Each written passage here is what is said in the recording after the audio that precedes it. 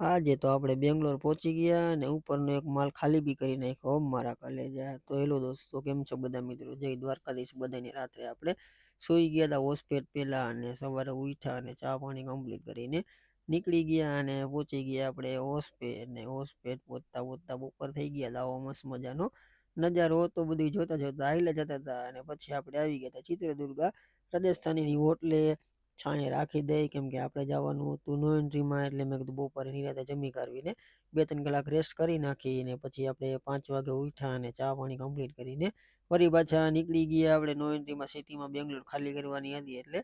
ને પછી પહોંચી ગયા આપણે તુંગપુર ને તુંગપુર પાસ કરીને આપણે આવી ગયા હતા પછી એક પંજાબી હોટલે જમવા માટે. મેં કીધું જમી કાઢવીને જ નિરાંતે સિટીમાં જાય એટલે પછી ઉપાધિ નહીં, વહેલા મોડું થાય તો પછી જમી કાઢવીને ફરી પાછા આપણે નીકળી ગયા ખાલી કરવાના લોકેશન ઉપર જવા માટે. અને ફાઇનલી આપણે બેંગ્લોર સિટીમાં એન્ટ્રી કરી દીધી ને એનો એન્ટ્રી ખુલી ગઈ હતી. એટલે મેં કીધું હાલો હવે ધીમે ધીમે હાલ્યા જાય. લોકેશન ચાલુ કરીને આપણે જતા હતા ખાલી કરવાના ઠેકાણે અને પહોંચી ગયા આપણે જ્યાં ખાલી કરવાની હતી. આપણે રાતોરાત ગાડી ખાલી કરવાની હતી, હાકળવાળી જગ્યા હતી એટલે કીધું હાલો અહીંયા રાખી ગાડીને ઘડીક બેઠા તો ખાલી કરવાનું ચાલુ કરી દીધું. ને અઢી વાગતા વાગતા તો આપણી ગાડી ખાલી થઈ ગઈ ને ખાલી કરીને વળી પાછા આપણે નીકળી ગયા. બીજી ડિલિવરી ખાલી કરવાની હતી હોસ્કોટા. અને પછી આપણે જોયું તો બેંગ્લોરમાં રાતે બી ટ્રાફિક 3 વાગ્યા હતા.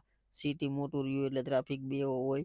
ને પછી આપણે ચડી ગયા હોસ્કોટા વાળો હાઈવે, લોકેશન ચાલુ કરીને આપણે પહોંચી ગયા હતા જ્યાં ખાલી કરવાનું અહીંયા કંપનીએ. ને તો જોઈએ હવે સવારે આપણી ગાડી ખાલી થાય છે કે નહીં. તો એ વિડીયો જોવા માટે બીજો આપણી આઈડીને ફોલો કરી નાખજો. મળીએ નેક્સ્ટ વિડીયોમાં.